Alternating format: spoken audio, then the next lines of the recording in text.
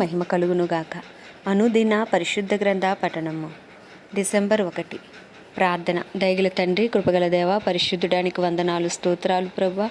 గడిచిన 11 నెలలు కాచి కాపాడి నాయన మరొక నూతన నెలలోకి మమ్మల్ని ప్రవేశపెట్టినందుకు నీకు వందనాలు, స్తోత్రాలు, స్తుతులు చెల్లించుకుంటున్నాం ప్రభువా. అయ్యా, ఈ డిసెంబర్ నెల అంతటిని దీవెనకరంగా ఆశీర్వాదకరంగా మార్చండి ప్రభువా. అయ్యా, ఇగో నాయన వాక్యం చదువుతుండగా నీ ఆత్మతో నింపి నన్ను నడిపించండి. వినిన వాక్యం హృదయాల్లో నాటబడి ప్రభు అనేక మందికి రక్షణార్థంగా మార్చమని యేసుక్రీస్తు అతి పరిశుద్ధ నామంలో అడిగి వేడుకొనుచున్నాను నా పరమ తండ్రి, ఆమేన్. గలతీయులకు రాసిన పత్రిక 1 నుండి 3 అధ్యాయములు.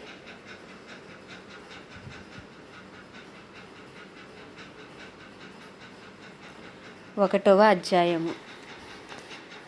మనుషుల మూలముగానైనను ఏ మనుషుని వలనైనను కాక యేసుక్రీస్తు వలనను ఆయనకు మృతులలో నుండి లేపిన తండ్రి అయిన దేవుని వలనను అపోస్తలుడుగా నియమింపబడిన పౌలను నేనును నాతో కూడున్న సహోదరులందరూ గలతీయులోనున్న సంఘములకు శుభమని చెప్పి వ్రాయునది.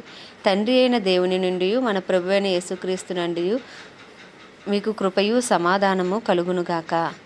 మన తండ్రి అయిన దేవుని చిత్త ప్రకారము క్రీస్తు మనలను ప్రస్తుతపు దుష్టకాలములో నుండి విమోచింపవలెనని మన పాపముల నిమిత్తము తన్ను తాను అప్పగించుకొనెను. దేవునికి యుగయుగములకు మహిమ కలుగునుగాక, ఆమేన్. క్రీస్తు కృపను బట్టి మిమ్మల్ని పిలిచిన వానిని విడిచి భిన్నమైన సువార్త తట్టుకు మీరింత త్వరగా తిరిగిపోవుట చూడగా నాకు ఆశ్చర్యమగుచున్నది. అది మరి ఒక సువార్త కాదు గాని క్రీస్తు సువార్తను చెరపగోరి మిమ్మల్ని కలవరపరచువారు కొందరున్నారు. మేము మీకు ప్రకటించిన సువార్త కాక మరి ఒక సువార్తను మేమైనను పరలోకము నుండి వచ్చిన ఒక దూత అయినను మీకు ప్రకటించిన ఎడల అతడు శాపగ్రస్తుడవునుగాక. మేము ఇదివరకు చెప్పిన ప్రకారం ఇప్పుడును మరలా చెప్పుచున్నాము. మీరు అంగీకరించిన సువార్తగాక మరి ఒకటి ఎవడైనను మీకు ప్రకటించిన ఎడల వాడు శాపగ్రస్తుడవునుగాక. ఇప్పుడు నేను మనుషుల దయను సంపాదించుకొని చూచుచున్నానా, దేవుని దయను సంపాదించుకొని చూచుచున్నానా? నేను మనుషులను సంతోషపెట్టగోరుచున్నానా? నేను ఇప్పటికీ మనుషులను సంతోషపెట్టువాడనైతే క్రీస్తు దాసుడను కాకయే పోదును. సహోదరులారా, నేను ప్రకటించిన సువార్త మనుష్యుని యోచన ప్రకారమైనది కాదని మీకు తెలియజెప్పుచున్నాను.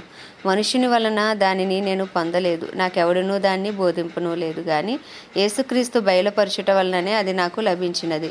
పూర్వమందు యూదా మతస్థుడై ఉన్నప్పుడు నేను దేవుని సంఘమును అపరిమితంగా హింసించి నాశనము చేయుచు నా పితరుల పారంపర్యాచారము మందు విశేష ఆసక్తి గలవాడనే నా స్వజాతీయులలో నా సమాన వయస్కులైన అనేకుల కంటే యూదుల మతములో అత్యధికత నొందితినని నా నడవడిని గూర్చి మీరు వింటిరి. అయినను తల్లి గర్భమునందు పడినది మొదలుకొని నన్ను ప్రత్యేకపరిచి తన కృపచేత నన్ను పిలిచిన దేవుడు నేను అన్యజనుల్లో తన కుమారుని ప్రకటింపవలనని ఆయనను నా యందు బయలుపరుప అనుగ్రహించినప్పుడు మనుష్య మాతృలతో నేను సంప్రదింపలేదు. నాకంటే ముందుగా అపోస్తలులైన వారి యొద్దకు యెరూషలేమునకైనను వెళ్ళలేదు గాని వెంటనే అరేబియా దేశంలోనికి వెళ్ళితిని. పిమ్మట దమస్కు పట్టణమునకు తిరిగి వచ్చితిని. అటు పైన 3 సంవత్సరములైన తర్వాత కేఫాను పరిచయం చేసుకోవలనని యెరూషలేమునకు వచ్చి అతనితో కూడా 15 దినములు ఉంటిని. అతనిని తప్ప అపోస్తలులలో మరి ఎవరిని నేను చూడలేదు గాని ప్రభువు యొక్క సహోదరుడైన యాకోబును మాత్రము చూచితిని. నేను మీకు వ్రాయుచున్న ఈ సంగతుల విషయమై ఇదిగో దేవుని ఎదుట నేను అబద్ధమాడుటలేదు. పిమ్మట సిరియా, కిలికియా ప్రాంతములలోనికి వచ్చితిని. క్రీస్తునందున్న యూదయ సంఘముల వారికి నా ముఖపరిచయము లేకుండెను గాని మునుపు మనలను హింసపెట్టిన వాడు తాను పూర్వమందు పాడు చేయుచు వచ్చిన మతమును ప్రకటించుచున్నాడను సంగతి మాత్రమే విని వారు నన్ను బట్టి దేవుని మహిమపరిచిరి. 2వ అధ్యాయము. అటు పిమ్మట 14 సంవత్సరములైన తర్వాత నేను తీతును వెంటబెట్టుకుని బర్నబాతో కూడా యెరూషలేమునకు తిరిగి వెళ్ళితిని. దేవదర్శన ప్రకారమే వెళ్ళితిని. మరియు నా ప్రయాసం వ్యర్థమగునేమో లేక వ్యర్థమైపోయినదేమో అని నేను అన్యజనుల్లో ప్రకటించుచున్న సువార్తను వారికిని ప్రత్యేకముగా ఎన్నికైన వారికిని విశదపరిచితిని. అయినను నాతో కూడా ఉన్న తీతు గ్రీసు దేశస్థుడైనను అతడు సున్నతి పొందుటకు బలవంత పెట్టబడలేదు. మనలను దాసులుగా చేసుకొనవలనని క్రీస్తు యేసు వలన మనకు కలిగిన మన స్వాతంత్ర్యమును వేగు చూచుటకు రహస్యముగా తేబడి దొంగతనముగా ప్రవేశించిన కపట సహోదరుల వలన జరిగినది. సువార్త సత్యము మీ మధ్యను నిలిచినట్లు మేము వారికి ఒక్క గడియ అయినను లోబడుటకు ఒప్పుకొనలేదు. ఎన్నికైన వారుగా ఎంచబడిన వారి వద్ద నేనేమీ నేర్చుకొనలేదు. వారెంతటి వారైనను నాకు లక్ష్యము లేదు. దేవుడు నరుని వేషము చూడడు.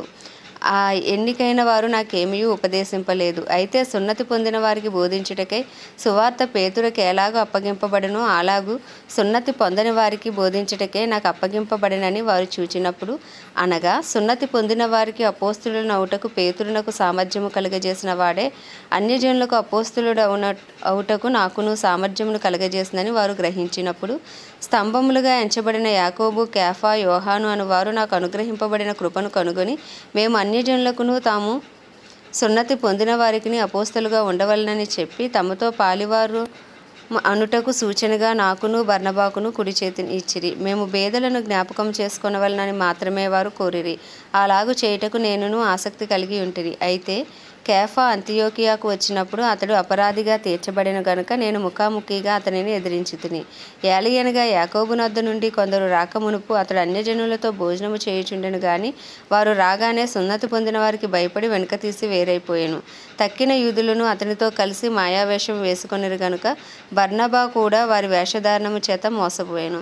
వారు సువార్త సత్యము చొప్పున క్రమముగా నడుచుకొనకపోవుట నేను చూచినప్పుడు అందరి ఎదుట కేఫాతో నేను చెప్పినదేమనగా, నువ్వు యూదుడివై ఉండియు యూదుల వలె కాక అన్యజనుల వలెనే ప్రవర్తించుచుండగా అన్యజనులు యూదుల వలె ప్రవర్తింపవలెనని ఎందుకు బలవంతము చేయుచున్నావు?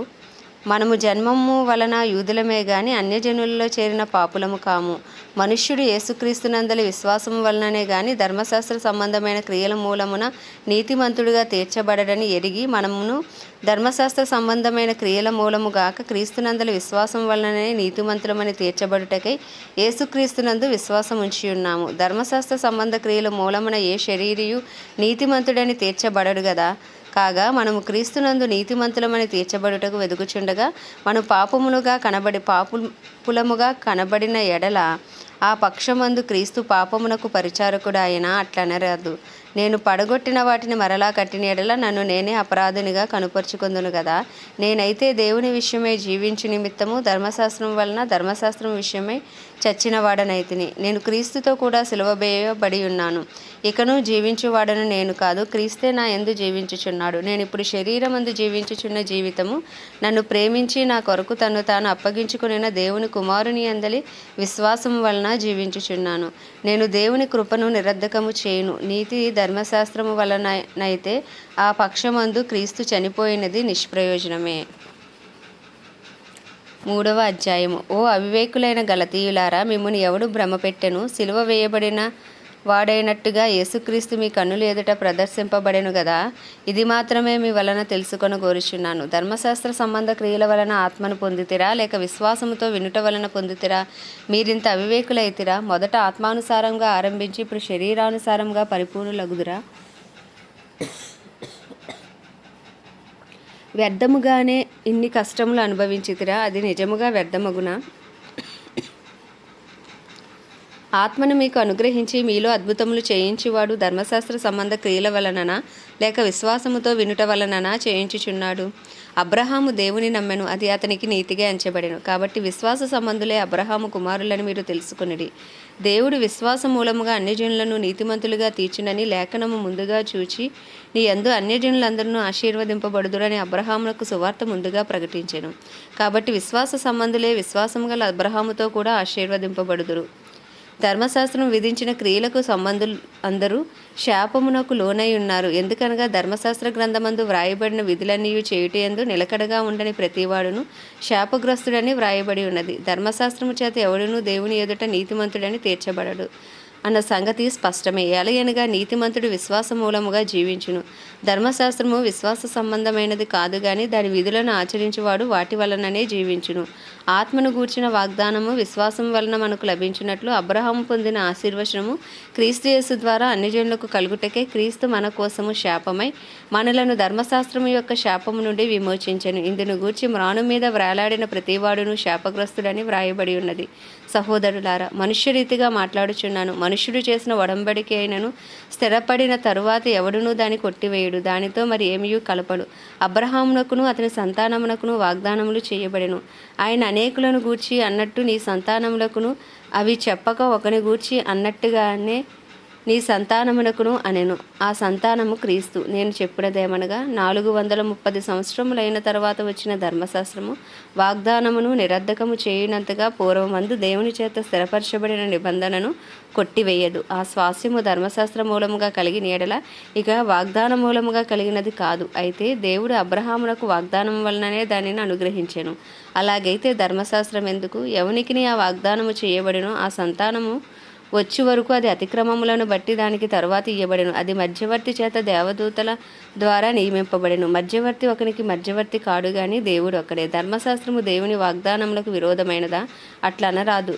జీవింపచేయ శక్తిగల ధర్మశాస్త్రం ఇయ్యబడి ఉన్న ఎడల వాస్తవముగా నీతి ధర్మశాస్త్రం మూలముగానే కలుగునని గాని యేసుక్రీస్తునందరి విశ్వాసం మూలముగా కలిగిన వాగ్దానము విశ్వసించు వారికి అనుగ్రహింపబడినట్లు లేఖనము అందరినీ పాపములో బంధించెను. విశ్వాసము వెల్లడి కాక మునుపు ఇక ముందుకు బయలుపరచబడబోవు. విశ్వాసము అవలంబింపవలసిన వారముగా మనకు లోనైన చెరలో ఉంచబడిన మనము ధర్మశాస్త్రమునకు లోనైన వారం అయితిమి. కాబట్టి మనము విశ్వాసం మూలమున నీతిమంతులమని తీర్చబడినట్లు క్రీస్తు నొద్దకు మనలను నడిపించుటకు ధర్మశాస్త్రం మనకు బాలశిక్షకుడు ఆయను. అయితే విశ్వాసం వెల్లడి ఆయను గనక ఇక బాలశిక్షకుని కింద ఉండము. యేసుక్రీస్తు నందు మీరందరూ విశ్వాసం వలన దేవుని కుమారులై ఉన్నారు. క్రీస్తులోనికి బాప్తిస్మం పొందిన మీరందరూ క్రీస్తుని ధరించుకొని ఉన్నారు. ఇందులో యూదుడని గ్రీస్తు దేశస్థుడని లేదు, దాసుడని స్వతంత్రుడని లేదు, పురుషుడని స్త్రీ అని లేదు. యేసుక్రీస్తునందు మీరందరూ ఏకముగా ఉన్నారు. మీరు క్రీస్తు సంబంధులైతే ఆ పక్షమందు అబ్రహాము యొక్క సంతానమునై ఉండి వాగ్దాన ప్రకారము వారసులై ఉన్నారు. ఆమేన్. దేవుడి పరిశుద్ధ వాక్యం మన వినికిడిలో దీవించునుగాక. ప్రార్థన. దయగల తండ్రి, కృపగల దేవ, పరిశుద్ధుడానికి వందనాలు, స్తోత్రాలు. జీవాధిపతి, న్యాయాధిపతి, మృత్యుంజయుడ, మహాగణుడ, మహిమాగణతకు అర్హుడా, యోగ్యుడా, పూజ్యుడా, నీకే వందనాలు, స్తోత్రాలు, స్తుతులు చెల్లించుకుంటున్నాం ప్రభా. 11 నెలలు కాచి కాపాడావు, నీకు వందనాలయ్యా. అయ్యా, డిసెంబర్ నెలలో అడుగు పెడుతుండగా ప్రభా నిశ్చయంగా అయ్యా ఇంకనూ మాపై నీ కృపను విస్తరింపచేయండి ప్రభా. మమ్మల్ని విశ్వాసంలో బలపరచండి ప్రభా. ఇదిగో ధర్మశాస్త్రం వలన కాదు కనుక విశ్వాసం మూలంగా అయ్యా మమ్మల్ని నీతిమంతులుగా తీరుస్తానన్నావు ప్రభా. అవును ప్రభా. అయ్యా నీ యందు విశ్వాసంలో అయ్యా ఇంకనూ బలపరచబడినట్లు నీ కృపను మాకు అనుగ్రహించండి ప్రభా. ఇదిగో వినిన వాక్యము హృదయాల్లో ఫలింపచేయండి. మంచి నేలను పడిన విత్తనం ఫలించినట్లు హృదయాలను మంచి నేలగా మార్చండి అయ్యా. ఈ వాక్యం వినిచున్న వారందరినీ రూపాంతరపరచండి, నీ రూపులోకి మార్చండి. నీ పరిశుద్ధాత్మ శక్తితో వారిని నింపండి నాయన. జ్ఞాన వివేకములు మీరు దయచేయండి అయ్యా. మనోనేత్రాలు తెరవండి, హృదయాలు తెరవండి, రాతి గుండెలను మాంసపు గుండెలుగా మార్చండి ప్రభా. అయ్యా నీకు వందనాలు, స్తోత్రాలు, స్తుతులు చెల్లించుకుంటున్నాం. మా కొరకు అయ్యా పాపముగా మార్చబడి ప్రభా ఇగో శాపము అయ్యా మీద వేసుకుని ప్రభా మాకు విడుదల దయచేసిన దేవుడవు ప్రభా. నీకు వందనాలు. ఏవిచ్చినా నీ హృదయం తీర్చలేం ప్రభా. అయ్యా మీరు చిందించిన ప్రతి రక్తము కొరకు వందనాలయ్యా. అయ్యా తండ్రి, మా కొరకు పాతాళ వేదనలు అనుభవించి 3వ దినమున తిరిగి లేచి ప్రభా పునరుద్ధాన శక్తితో మమ్మల్ని ప్రతి దినము నింపుచున్న దేవుడవు నాయన. నీకు వందనాలు, స్తోత్రాలు అయ్యా తండ్రి. పరిశుద్ధాత్మను ఆదరణకర్తగా మాకు దయచేసావు, సంచకరువుగా మాకు దయచేసావు ప్రభా. నీకు వందనాలు, స్తోత్రాలు దేవా. మా కొరకు తండ్రి కుడిపావసరం విజ్ఞాపన చేయుచున్న దేవుడవు ప్రభా నాయన. అయ్యా నీ వంటి వారు ఎవరు ఉండరు ప్రభా. నీకే స్తుతులు, స్తోత్రాలు ప్రభా. ఇంకను నాయన నిన్ను గూర్చిన జ్ఞానం మాకు దయచేయండి. నీ ప్రేమ యొక్క లోతు, వెడల్పు, ఎత్తు అయ్యా తండ్రి నాయన అయ్యా పొడుగు నాయన సమస్తము మేము తెలుసుకుంటకు నీ కృపను మాకు అనుగ్రహించండి ప్రభా. అయ్యా నీకే వందనాలు. మా కుటుంబాల్లో రక్షణ లేని వారికి రక్షణ దయచేయండి నాయన. అయ్యా ఎవరు ఏ బంధకాలలో కట్లలో కట్టబడి ఉన్నారో వారికి విడుదల యేసు నామంలో కలుగును గాక. అనారోగ్యాలతో ఉన్న వాళ్ళకి ఆరోగ్యం యేసు నామంలో కలుగును గాక ప్రభా. అయ్యా ఎవరు ఏ పరిస్థితుల్లో ఉన్నప్పటికీ వారి వారి సమస్యల నుంచి వారికి విడుదల ఇప్పుడే యేసు నామంలో కలుగును గాక అని ప్రార్థిస్తున్నామయ్యా. అయ్యా నీకే స్తుతులు, స్తోత్రాలు తండ్రి నాయన. మా పట్టణాలు, మా ప్రాంతాలు, మా బంధువులు, స్నేహితులు, ఇరుగు పొరుగు అందరికీ నీ కృపను అనుగ్రహించండి, గొప్ప రక్షణ అనుగ్రహించండి. మా భారతదేశాన్ని మీరు జ్ఞాపకం చేసుకొని భారతదేశ ప్రజలకు గొప్ప రక్షణ దయచేయండి. కడవరి వర్షమే మీరు దిగిరండి, కడవరి ఉజ్జీవాన్ని రగిలించండి ప్రభా. నీకు వందనాలు, స్తోత్రాలు. నీకే స్తుతి చెల్లించుకుంటున్నాం ప్రభా. ప్రపంచ దేశాలన్నింటినీ జ్ఞాపకం చేసుకొని వాటిని పరిపాలిస్తున్న రాజులను, వారి కింద పనిచేసిన అధికారులకు నాయన అయ్యా నీ కృపనివ్వండి. జ్ఞానము, తెలివి, వివేచన గల మనసు దయచేసి పరిపాలించే శక్తిని మీరు దయచేయండి ప్రభా. నీకే వందనాలు, స్తోత్రాలు, స్తుతులు చెల్లించుకుంటున్నాం. క్రైస్తవులందరినీ రూపాంతరపరిచి నీ రూపులోకి మార్చుకోండి. ఏకాత్మ ఏక మనసు దయచేయండి. డినామినేషన్స్ భేదములు తొలగించండి. అందరూ ఏకతాటిపైకి వచ్చే కృపను దయచేయండి. పరిశుద్ధాత్మను క్రైస్తవులందరిపైన కుమ్మరించమని వేడుకుంటున్నాను ప్రభా. అయ్యా అలాగే దైవజనులందరికీ నీ కృప కలుగును గాక నాయన. ధైర్యంతో వాక్యమును బోధించి వాక్శక్తి అయ్యా నాయన ప్రతి దైవజనికి మీరు దయచేయండి. నిలవబడిన ప్రతి చోట ఆత్మాభిషేకముతో నాయన వారి వాక్యం బోధించినప్పుడు అయ్యా తండ్రి ఒప్పింపు చేయ ఆత్మను బలముగా పనిచేసి అనేక నూతన ఆత్మలను పట్టేవారుగా ప్రతి దైవజన్ని బలపరిచి వాడుకోండి. ప్రతి క్రైస్తవుని బలపరిచి వాడుకోమని ప్రార్థిస్తున్నాం ప్రభా. అయ్యా నీకు వందనాలు స్తోత్రాలు. దైవజనుల కుటుంబాలన్నింటినీ రక్త ప్రోక్షణ కింద ఉంచండి. వారి ఆకుపోకలని కాపుదలు ఉంచండి. వారి అవసరతలన్నీ నీ మహిమేశ్వరంలో తీర్చమని ప్రార్థిస్తున్నాం ప్రభా. అయ్యా నీకే వందనాలు స్తోత్రాలు. ప్రపంచ దేశాలన్నింటినీ సమస్త మానవాళిని హస్తాలకు అప్పచెప్పుకుంటున్నాం.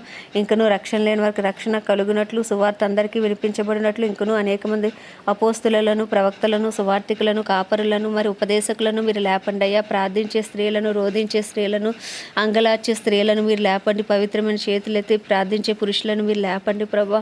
అయ్యా ప్రపంచవ్యాప్తంగా గొప్ప ఉజ్జీవాన్ని రగిలించండి. పరలోకంలో నీ చిత్తము జరుగుచున్నట్లు అయ్యా ప్రతి దేశంలోనూ నీ చిత్తము జరుగును గాక నాయన. నీ రాజ్యము వచ్చును గాక. మా ఇలా అపరాధం చేసిన వారు మేము క్షమించిన ప్రకారం అపరాధములు క్షమించి శోధనలోకి తేక ప్రతి కీడు నుండి మమ్మల్ని తప్పించమని అయ్యా ఈ దినమంతా నీకు ఇష్టలుగా జీవించే భాగ్యం మాకు దయచేయమని, ఈ దినమంతా మీరే తోడుగా ఉండి నడిపించమని ప్రభు. ఈ దినము అయ్యా పునరుద్ధాన దినం ప్రభా.